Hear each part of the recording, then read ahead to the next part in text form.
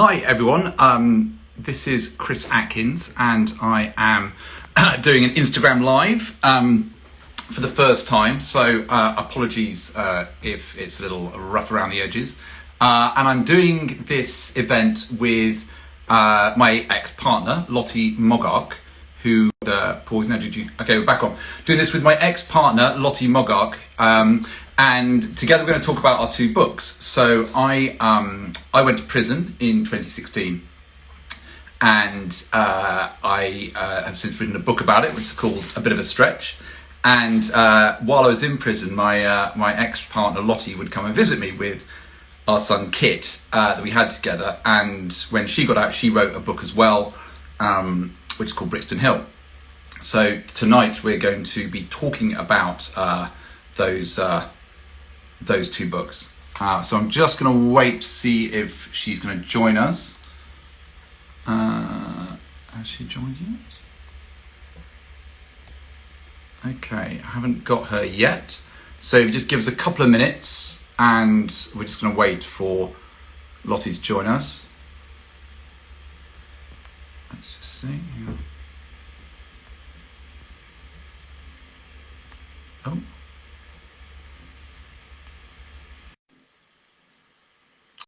I think I've just approved her request there. Hello. Hello. Sorry about that. This is my That's all right. Instagram live as well. Sorry. I know. Okay. The reason, as I just said to some people before, but I'm just going to say it again for anyone who's just joined us. We've both written books about prison that have both come about because I went to prison in 2016, and Lottie, who's my ex-partner and mother of my son, Kit, came to visit. So my book is A Bit of a Stretch. Lottie, your book is Brixton Hill. Mine's a novel. I should make that clear. I wasn't encroaching on Chris's territory. Mine's very different. But as he said, it was. I certainly couldn't have written it without him, without his help. So you did the fiction version essentially, and I did the non-fiction of the prison experience. So just to give a little bit of background, I probably the first question people always ask is, why did you go to prison? To me, so I will. I'll just explain that. So. I was a filmmaker specialising in documentaries for a number of years, and there was a culture in the mid-noughties really of people using tax avoidance money to fund their films. So rich bankers and footballers would all put their money in, and we the film producers would get some of that cash, and they would work their magic, and they would pay very little tax. And as time went on, the whole culture really got a bit out of control. Things strayed from the legal into the illegal. And we ended up being prosecuted for using an illegal tax fund to fund one of my films, which is called Starsuckers. And I was arrested for it back in 2012 when Lottie and I were still together. But then I was then prosecuted for it in 2016, which is after we'd split up. And I went to prison. I was sentenced to 5 years. Inside the Crown Court, and this is almost 5 years ago. So in 2016, I was sent down and got a 5-year sentence, which meant I would serve 2.5. And obviously, this didn't just impact on me because I had a family. I had a young son, which I was sharing the custody 50-50 with Lottie. So it wasn't just a problem for me; it was a problem for Lottie and obviously our son Kit, who was 4 years old at the time. So, Lottie, what are your memories of that time? Well, I mean, the trial, for anyone who hasn't, I sat through most of the days of the trial, as did most of Chris's friends and family. It wasn't just me, but trials are very peculiar businesses in that their stakes are so high, and yet the day-to-day proceedings are so prosaic and can often be very boring. It's just a very odd situation when you're sitting there every day and you know that everything counts and everything could be tipping the balance in one way or the other, and yet it's very hard not to nod off at times. And I think even Chris, even when you were there in the box, you find this strange, and like they say at war, it's this mixture of kind of mostly intense boredom and then very occasionally like sort of flashes of great fear, and that's what a trial it's like. So that when Chris went inside, it was very soon after the verdict, which was, I think it was on the day of the referendum, wasn't it? Yeah, I was sentenced. Sorry, I was convicted the morning after the referendum. Yeah. And hours after the result had been announced. So it was a very odd sort of time anyway. It was very odd. But the first, so what happened was Chris was convicted and then sentenced a week later. And that week was very surreal. I mean, everything was surreal then, especially, like you say, because of the referendum, which I think the people who at least had the least impact on, didn't it? Yeah, It's just like, yeah, well, something's happened. Oh yeah, whatever. Because this obviously this huge sort of implosion in our lives, and we spent the week trying to prepare our son for his dad. You know, he was 4. Obviously we didn't say, not obviously, but we didn't say this at the time how long Chris was going away for. But anyway, it was so traumatic actually that I can't really think about. I can't remember it fully. Can you? No, because I've written about it afterwards. I can now remember what I've written in a sense. It's like the book has become the memory. Just for anyone joining us now, it's Chris Atkins, Lottie Moggach, and we're talking about our 2 books that we wrote about me going to prison. So yeah, I was bundled off to HMP Wandsworth in one of those sort of big white Serco vans. And you were the first person to come and visit me. I think you came about 3 days after I'd been inside. You came to visit. What was that first visit like? Again, very I mean, traumatic, it sounds too strong a word, but I mean, the thing about prison, which is hard to know before you get involved with the system, is how much it runs on a sort of lack of information. I know that's for the prisoners, it counts for the prisoners as well, but it's such an opaque system, and it's very hard to find out anything from the outside. Intentionally, you know, like partly the different prisons have different regimes, so there's that, and different visiting times, different etiquette, but also they just don't really, they're not in the business of like offering information about themselves. So it's very hard to find out what to expect on a visit. And so you turn up, and everything you could read basically made it clear that it was like a zero tolerance environment. And you know, you had to bring, like, for instance, you have to put all your things in a locker before you go inside, and you go first to a visitor's room, you have to put all your things in a locker. You can't take anything inside, not even a tissue. And these lockers take £1 coins, and if you don't have £1 coin, that's it, you're screwed. Like, you can't, they don't you can't go in. You can't go in. So it's just feeling that any moment you can just take a little misstep, and then you'll be barred access, and it's very black and white, you know, can't explain yourself away, like that's it. Like you feel so guilty by association, and feel like you're being punished from the moment you enter the system, I think, even as a visitor. And then so when you finally get through, and we got into the visiting hall, which is like a big like a old fashioned, like a 1970s of school. It was huge, wasn't it? Cafeteria style, but that kind of green gloss paint on the walls, and very high ceilings, because Wandsworth is a Victorian building. I'm sure they're not built like that anymore, the visiting places. But so we had a slightly sort of churchy air, but rather like a sort of church, and it was like just sort of churchy, institutional, very rundown.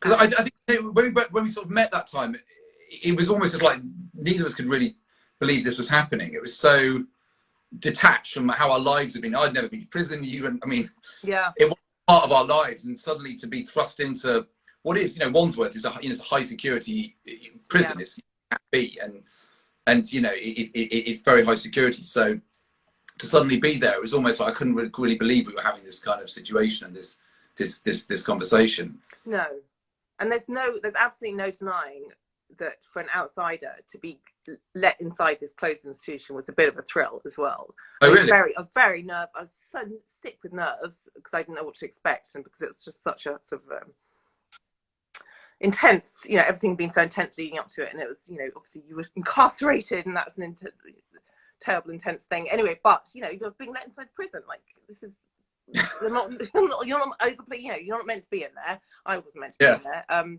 So, and I was really interested to see how it worked. And obviously you can see things as a visitor, and I've visited you many times over the next 2.5 years.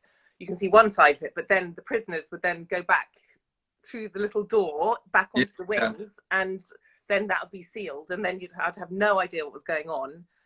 And that's what I It wanted to write about, what was going on. I'd go out my door and we wouldn't. Yeah. And there were just different worlds. We were going, I was going back into the bowels of the prison. You were going out into the sort of the magical world outside. But it's interesting how writing about it was quite early on. Was kind of a big thing. I seem to remember, because even before I went inside, said to me, for goodness sake, just write everything down, because you'll never remember it. So I did from day one. I kept it down. And it was very therapeutic, really, just because it was so crazy in there, and I'd never sort of seen anything kind of like it, and it was so sort of shocking, but also very like interesting and darkly entertaining as well. I always say I was always laughing at the system from day one, because it was so kind of underfunded and dysfunctional, and even no one knew what they were doing.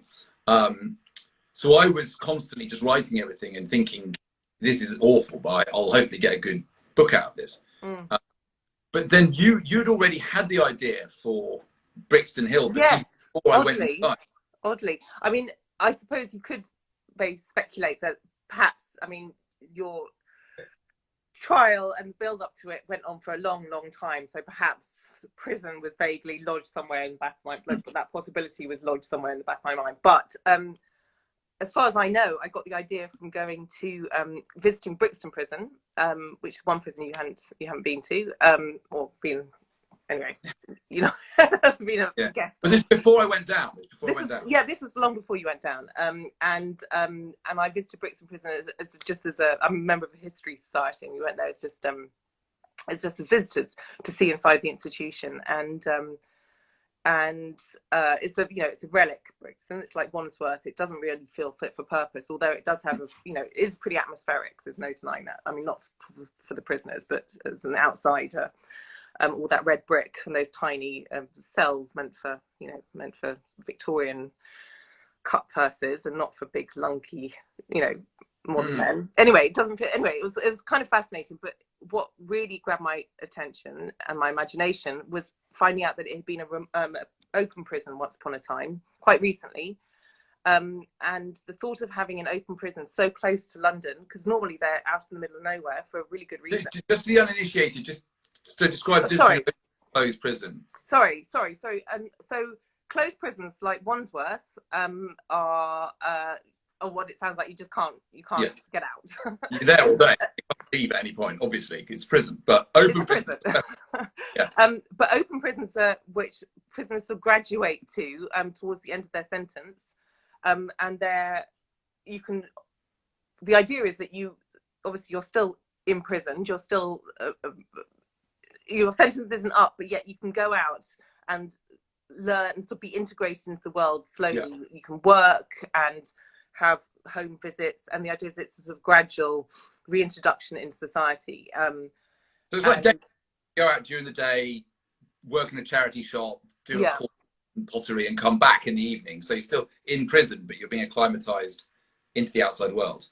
Yeah, exactly. And it just seemed really fascinated me, this idea of this sort of halfway house, and being also the fact that once you're in an open prison, you're being watched very closely, because you have to prove that you're ready to be released and you're a fit member of society. So you have to really, really be on your best behaviour, and yet you're being, ostensibly you're sort of free. You're let out. You've got a bit of money in your pocket. You could do anything in London. So it felt very interesting at this sort of grey area between freedom and incarceration. And that's what I wanted to explore. And Chris's book is about why our books, we sort of chosen to focus on very different areas of the prison experience, because Chris is very much about the closed conditions and what happens when, a load of men are shut up together. And mine was about the second, the later end of the sentence, when someone's about to be released back, and how they feel about that.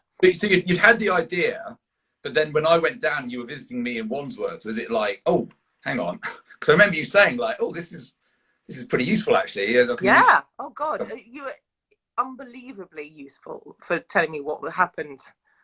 I say when that door shut, the visiting door shut, and the men were taken back onto the wings.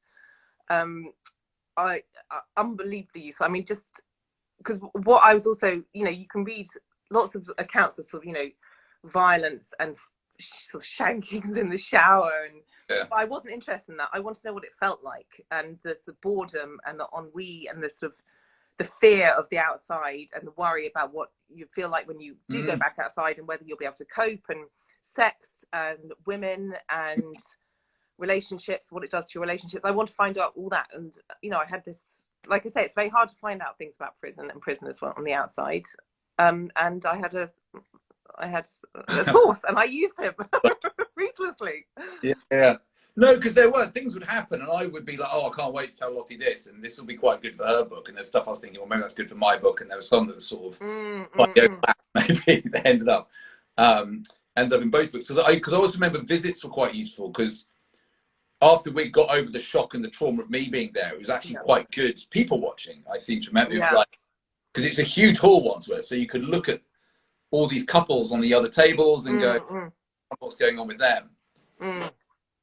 Yeah, it's really the dynamic between the couples was really like fascinating me from the off. My book, sorry, I should vaguely explain, but in my book, a man is reaching the end of his sentence, a young man, and like I say, he's on his best behaviour. He's working in a charity shop.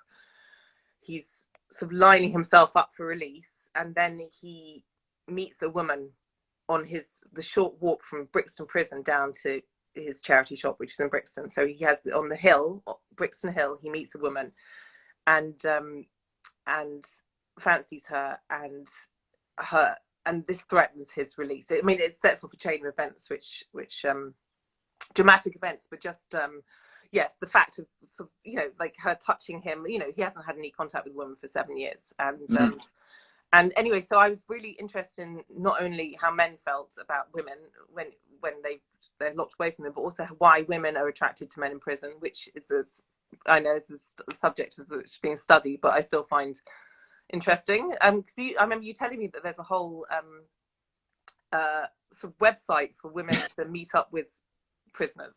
There's always this was kind of being passed around or talked about amongst the prisoners of like, there's a meetinginmate.com or something like that. This is for people in open prison, so they could take the opportunity to 4 hours. So because it also was quite interesting, and again, I think this feeds into your book a lot. Is this sort of the power dynamic? That it's one of those interesting situations where the woman has much more power than the man.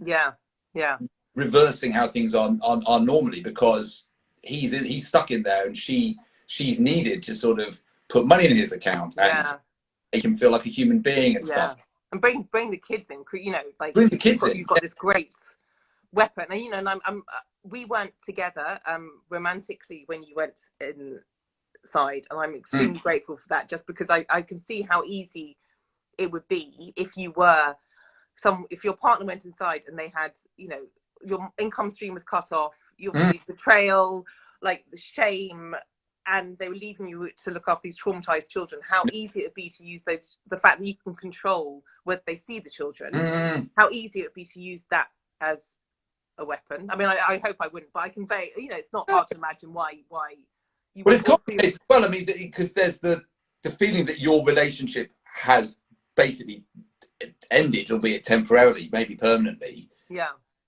You're now going through a situation where you've had the breadwinner was there, and now the breadwinner's gone, and now you as the woman have to look after the kids. So there's just a huge amount that's kind of going on, and in quite a lot of cases, people are going to lose their house. Breadwinner's gone away, but in cases of fraud and drugs and crimes like that, there's this whole post-sentencing process, which is confiscation, which is where the authorities come and they take. So lots of guys I know inside were losing their houses because the government was saying, right, you've made £1 million from selling coke, your house, £500,000, we're having your house. So now the poor woman's got to move out. So there's going to be a lot of resentment and bitterness that sort of feeds into that, which we didn't have that much. Really fascinating. And obviously then you have these, like I mentioned briefly before, but these women who seem to be actively attracted to, who want to meet a prisoner, and why, what their motives are, whether it's just a very, the very basic kind of bad boy, or whether it's more, again, about having the power, or just knowing that they, where they are, it's in a way, it's a really safe relationship. Like, you know, they're not, I mean, maybe they're writing letters to other women, but you know they're not out drinking or whatever. Like, it's just a really interesting dynamic in many ways. And I was very, yeah, that's what I wanted to explore in my book.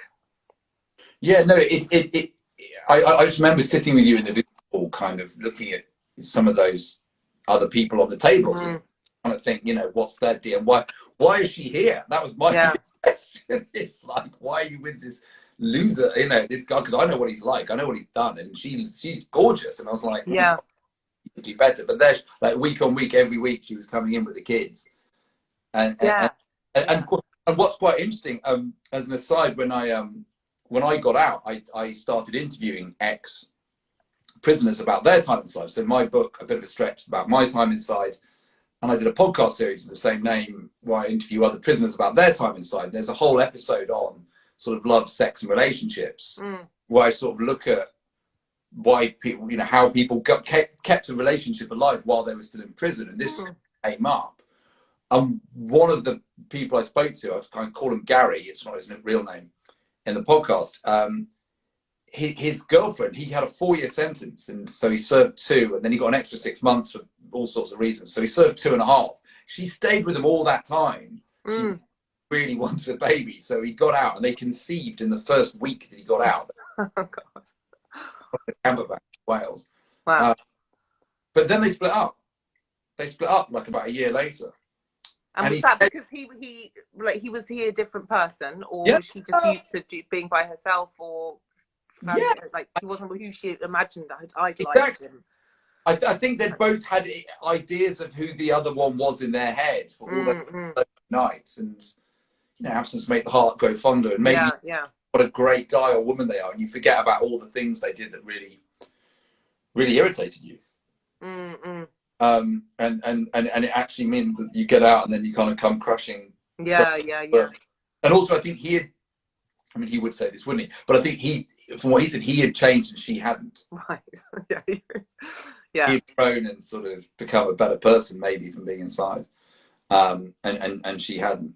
But obviously, the other crucial thing with our situation, with me being inside, you coming to visit me every week, was our son, because we had a very young son at the time I went away.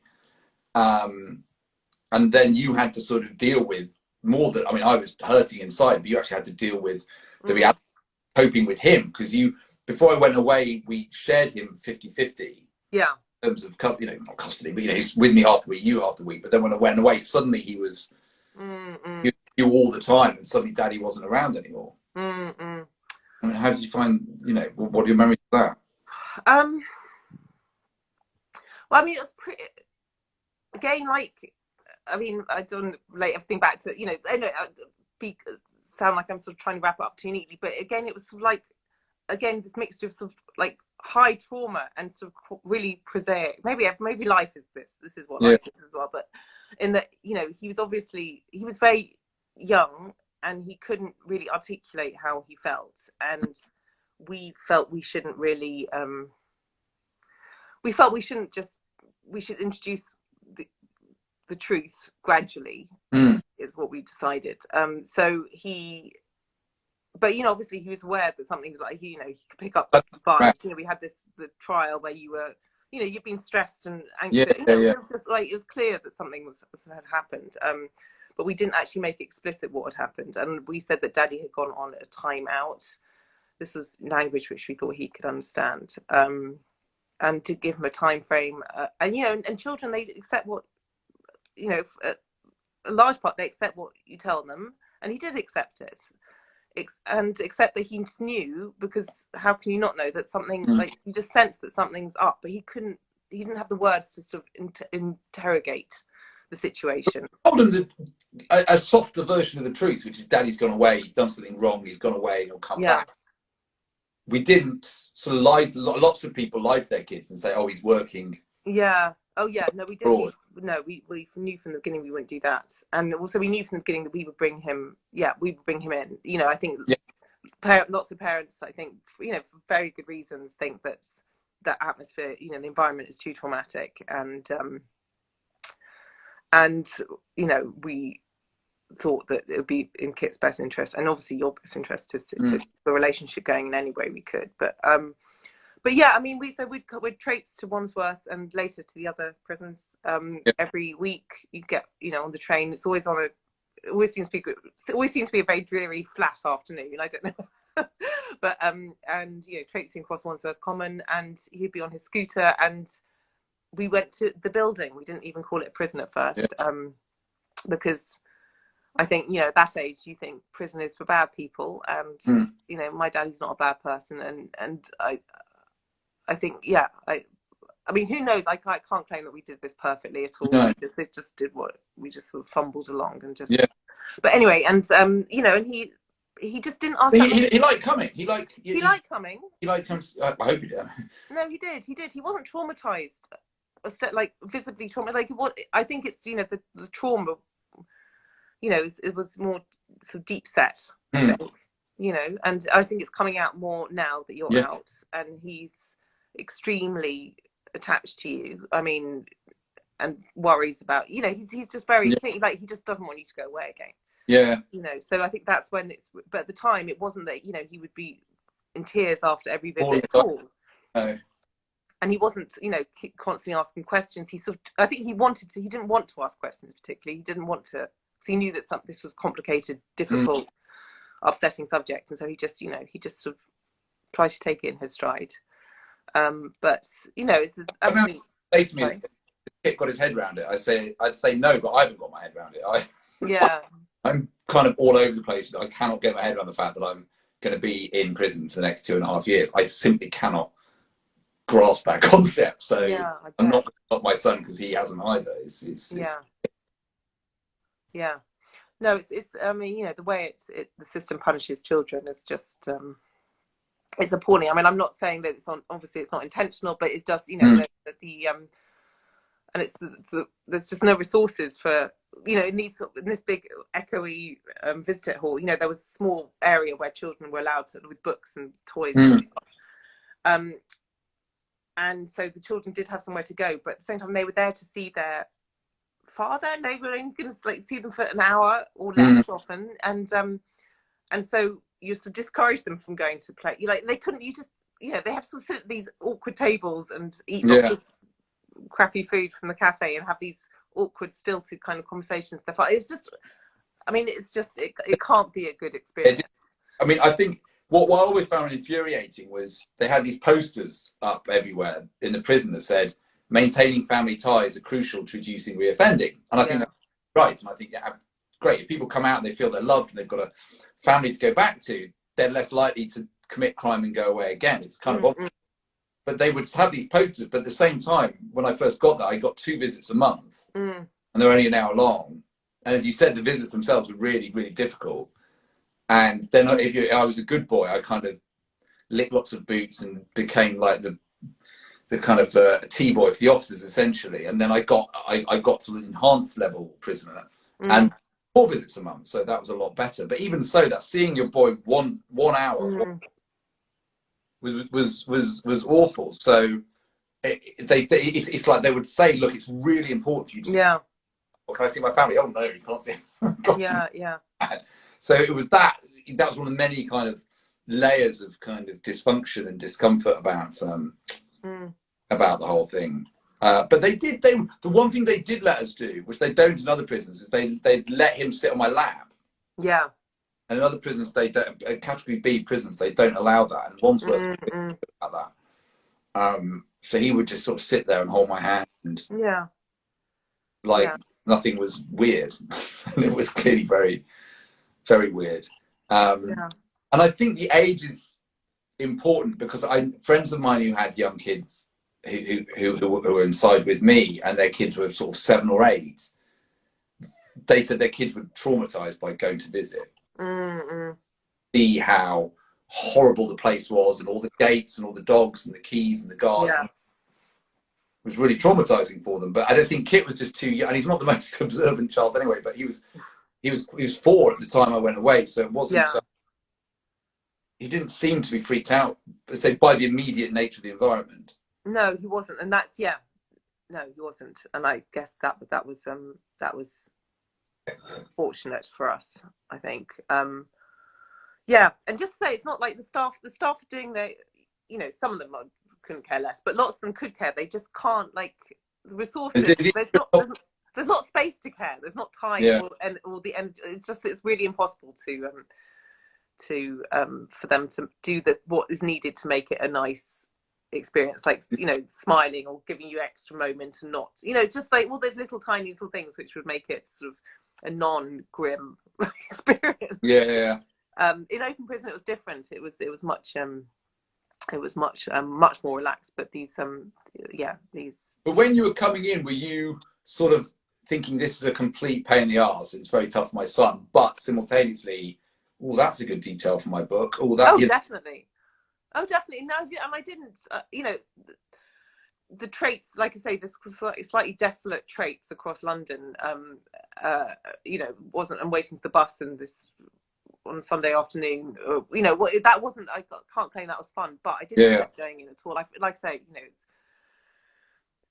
I just keeping you and Kit connected was, for those 2.5 years, I felt that was my job, like at least my part-time job, if not my full-time job. So people know, when I got out about almost 2.5 years ago now. So I got end of December 2018, and you were waiting there for me with Kit, and he ran up and hugged me, and this photo was in the mail, and he moved back in with me that night, and we've never really been closer. I mean, he's so close to me now. It's I thought we'd have to wait months for that to sort of rekindle and build up again, but it was almost from day one. He was right in there by my side. So it's a testament to you, really, the fact you just kept and bring him in. There were letters and there were phone calls, and I'd write him stories, and just to keep that going in a very way. It all worked, all paid off. I think. It did pay off. I mean, and you did absolutely everything you could. I mean, things would arrive in the post, and I had absolutely no idea how you could have made, like, magazines of. He'd asked, what Kit was into, like the Octonauts, and then for his birthday or for Easter or Christmas, there'd be a 10-page magazine of quizzes, and just like, and he found someone to make these very elaborate cards with sort of dangling bits of things coming off wires and like pop-ups, and really, like, I don't know who made those. Like, you had like a factory of art. Yeah, I had time for these. I'd make these very intricate kind of cards and stories for Kit, but also I'd know people on the wing who were good at drawing and art and craft, and everyone's just sitting on their arse all day looking to do. So I'd fill in a form for them or give them some tuna or tobacco, and they'd go off and draw these animals on a piece of card, and then I'd kind of story around them and send them to Kit, and that was sort of 6 hours well spent, I guess. So I got out. I wrote up my prison experiences in sort of like a diary stream of consciousness, really, which is called A Bit of a Stretch, which came out a year ago, and then your fiction book, Brixton Hill. I happen to have a copy. Actually, it's the paperback is just out. Stupidly, I left that downstairs. But yes, this is Brixton Hill, and that came out a few months later. A few months later, yeah. And then it was read on a book at bedtime on Radio 4, which was a very extremely wonderful, positive experience, and which was fantastic. Yeah, no, it's been really. Like I say, just there's something very satisfying about taking what could be an extremely negative experience and making the most of it. And I don't mean that in a glib way, but you wrote a book which has revealed to lots of people what it's like inside and your ideas for reform, and has also, I think, will be a very valuable document for Kit when he's older, and by now, he knows. Obviously, he knows where Chris was, and he knows. He can ask anything, and we talk about it very openly. But this inside that your book is it's about how much you love him. It's about exactly what happened, and I'm really, I'm very grateful that exists. So there won't be. He'll never feel that he doesn't know the full story. No, so we thought we'll wait until he gets a little bit older. Yeah, there's a lot of sex, violence, and it's a few years older. Yeah, not quite eight-year-old children. So watching out there, I've actually turned the comments on. So if anybody has a comment or a question they'd like to do, either myself or Lottie, about all this, then please put it in. What I think was also quite interesting was when I got through. So Wandsworth was the closed prison. That's the big, scary, lock everyone up, shout at them place. And then I got to open prison, which was actually the majority of my time inside. So I was in Wandsworth for 9 months, and then I got moved finally to Ford, and then it was you're in fields, there's huts, there's a gate you can step over. It wasn't like you're in sort of prison at all, and then the whole experience changed again. Didn't you, in some ways anyway, prefer Wandsworth? Yeah, it's a really interesting point. Yes, I mean, yeah, maybe again I'm sugarcoating it. Time passed very quickly in Wandsworth. That's a massive attraction of the place, which is it's not something I'd say lightly. That obviously time passes at the rate that it passes, but I'd always say to lots of people have worked in bars. So if you can imagine, you'd rather work in a bar on a Friday night when it's rammed. Yeah. It's really, really busy and everyone's demanding drinks off you because suddenly you turn around and it's midnight and you've just finished your shift. Yeah. Much rather work that than on a Monday night where there's 2 old locals in the bar who have 1 half pint each every hour, and you look at the clock and the second hand's barely moving. So on that basis, Wandsworth was as a prison was completely insane. It was so dysfunctional. It was the largest prison in Europe at the time. It was just overcrowded, and there was this shit happening. There was crazy shit happening all the time. For me, as a writer, someone who was thinking I'm going to write about this, I think this is great material. And I did lots of jobs, and I worked as a listener, which is like a Samaritan within the prison. And it was it was just so frenetic that time flew when I was in prison in Wandsworth. But then I get to open prison, which I went to Ford first and then Spring Hill. Yeah. And because everyone's on really, really good behaviour, it's really, really calm and dull. And yes, look, you can walk out. You can walk out your door any time. You could walk around the grounds. There's no officers shouting at you. There's hardly any officers there at all. Extraordinarily dull. Which is why I didn't write about it in my book. It's why I can't. Nothing here compares to Wandsworth. And then I found that open prison time passed really, really slowly, really, really slowly indeed. So there were times when I was certainly thinking, oh God, I wish I was back in Wandsworth. And also in open prison, I got a single cell for most of my time in open. And when I was in Wandsworth, I was sharing a cell. And I actually got on really, really well with my cellmates. I had about 4 really good cellmates in Wandsworth for about a couple of months each. And I'm still really good friends with them now. And it was a blast. It was funny. We were just laughing all the time and mucking around. It's like we're at boarding school. It was just ridiculous a lot of the time. So that kept you going, that camaraderie and that sense of we're all in this together and we're just going to half our way through this. That went when I got to open. I was just sat on my own in a room, literally probably about this size, but it had my bed and a sink and a loo in it and a telly. And it was just me on my own with my thoughts. That everything the clock ran really, really slow. And I probably got more depressed at any point in the prison experience at open than I ever did at Wandsworth. So, but it helped. Oh, hang on. Here we go. So there's a question that's popped up that is a question. A question for you both. If you could go back to the day before entering the prison, what would you tell yourself? Good question. Good question. Well, you should. I mean, you should answer this. But I'll say make sure you have lots of £1 coins. For the locker? £1 coins for the locker. Exactly. But you can have a more profound.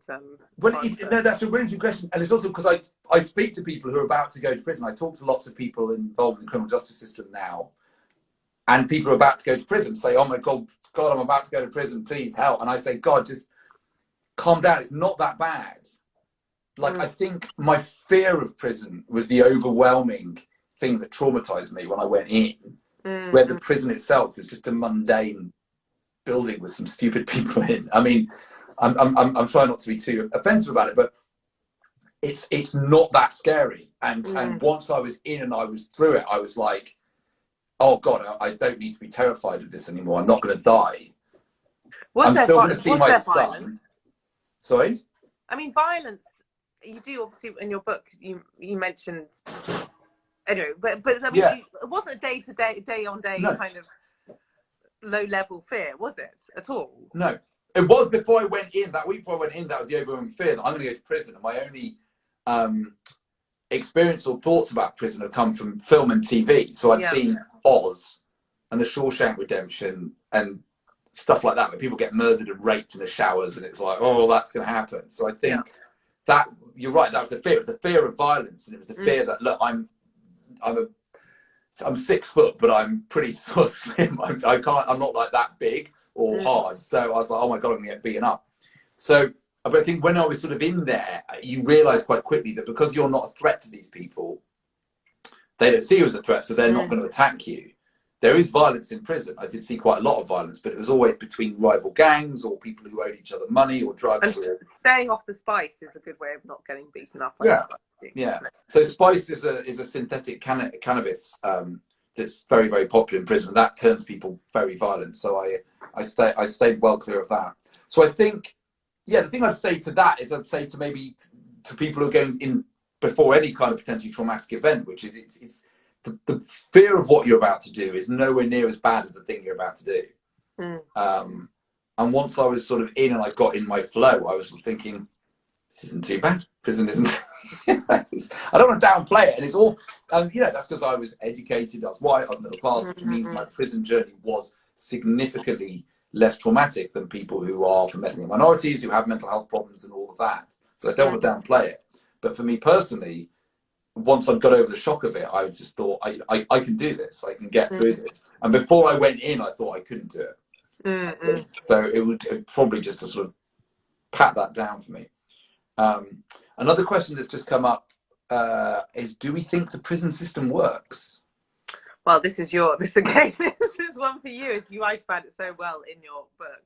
Well, no, you wrote about it as well. I mean, did it work for your character in Brixton Hill? I mean, it seemed to work for him without giving away the ending or anything. He seemed to he change a bit, or he definitely changed. I mean, yes, not giving it away. I mean, maybe we should mention like not a large part, because that'd be very boring. But anyway, in order to earn your release, your rehabilitation, you have to do all these courses in prison. This is again another thing I would never have known if it wasn't for Chris, that you have to just do these endless kind of really like boring, pointless courses. Is this fair, Chris? Boring? Yeah, no. Personally, I didn't have to, because my crime was seen as my crime was tax fraud, so I wasn't seen as a massive threat to the public once I was released. But for people who did what your lead character did, which is pretty bad, it was a violent act, shall we say. Yeah. For people who have killed someone or committed manslaughter or GBH, or people who've been very, very violent, or for sex crimes, quite often they're not allowed out until they've done these kind of really weird rehabilitation courses, cognitive behavioural courses. And so impossible to... Huge amount of acronyms. Yeah. And I think there seems to be very little evidence that works. But from everything I've, from talking to people and from what I've read, I think, having all that time to think, like that, you're, I would say you have changed. There's only a lot of, some people do change for the better. Lots of people do change for the better, yeah. Right? I said lots of people do change for the better. Yeah. Lots of people sort themselves out and so. But it feels like almost that's like the prison doesn't, just the fact of being sort of locked up may do that rather than their attempts to rehabilitate. I don't really know what I'm talking about, but it's just from the material you showed me about like this anger management stuff. It just felt like lots of buzzwords. It just felt, it's very hard to rehabilitate people once they're when you're inside as well, to like make people fit for society. Sitting in a room with a whiteboard, that's not you know, it's hard to see. That seems quite a limited way of getting people, you know, ready to be reintegrated. But no, and the things that the prison does to try and change people and try and make them better, quite often either are totally pointless. I mean, this is from what I saw, or are counterproductive. So to answer that question, I think prison can work if you take someone, for example, if somebody's involved in gang culture and that's the reason that they sell drugs or they commit acts of violence, if they're taken away from that gang culture and they're put in a prison, there's an opportunity to think, right, we've removed them from the thing that causes them to commit crime. Let's try and help them change for the better so they don't carry on being that person. But a lot of the time, for example, with gangs, they're put into a prison which is full of people from that gang or full of people from a rival gang. And it just means they're still in that environment, they're still in that culture, which triggers their offending. So there's no amount of kind of courses and anger management and victim awareness and thinking skills that the prison tries to do that can just change the fact that they're sharing a cell with someone from that gang, and they're both sitting there going, right, how are we going to score some spice? How can we rip off that other gang, and so forth? And so it's sort of, I think prison doesn't work, but it can. I think at the moment it's just a hugely kind of missed. It's a missed opportunity, and it doesn't sort of try and tackle the things that really cause offending. And also, it struck me anyway doing research about coming out of prison, and you know how you're sort of set up to. I mean, the obstacles you face coming out. Not only you know may have lost your house, but it's impossible to get a job. You know, mortgage. Like it's just. Well, the stigma's there. No amount of courses can get rid of the stigma of being an ex-prisoner. And I've been very fortunate. I've come out. I've written a book, and you know, got back into my media life. But loads of people come out, and no matter how many sort of thinking skills, anger management things they've done, the fact that they try and get a job and they've got to declare their criminal record and they don't get the job because of that. And they've got nowhere to live because they've got nowhere to live because they lost their house. Family aren't, you know, they're sleeping on. I mean, it just seems to be something which really needs to be addressed. You come out with like £47 or something. What's the? It's exactly. It was £47.50 I got when I got out of prison. Yeah. And obviously you had, you know, supportive family and a place to stay, and you were all set up. But if you didn't, that would be what you had to try and start your life again. And that just seems you know, before benefits kick in after 6 weeks. You know, there's all these big gaps where. So people come out and they're homeless. I mean, that's the problem. I was talking to someone a couple of days ago who got out a week ago, and he said he got out and he was homeless for the first couple of nights, and he just thought the first thing he thought of doing was just committing some crime, some low-level crime, because then they'd take him back, and it would just mean he'd get a roof over his head and he'd get a hot meal, and that also, would mean he can survive again, and he just couldn't survive in the outside world. And also that, you know, inside, like, there's no stigma. Everyone's done something wrong. Absolutely. And you know, I think that's really. I remember when you were. What a bad moment for you inside was when someone very, you know, I think they didn't mean to, but rather misjudgedly, told you what someone had written, told you something online, about you, and they were mentioning, and you know, you in the other outside world would have laughed it off, but of course, in there, when you like this idea, this sudden sort of piercing of the shell of the prison life about how people were seeing you on the outside. And the possible stigma you would be facing or what people would be thinking about you really devastated you. I was awful. I remember exactly the point. I remember it happened. I remember exactly what you're talking about. Someone had written something online about me, basically going to prison for fraud, essentially. And someone had posted that in a letter. He since apologised for being slightly insensitive. But and I was in bits. It was one of the worst days in there. And you're right, because when you're in there, it's like, well, everyone here's committed a criminal offence. Everyone, all my friends were basically inside. Not all of them, but quite a lot of them were white, middle-class people like me who committed a financial crime. So it didn't feel like there was stigma inside because we were all in the same boat, I guess.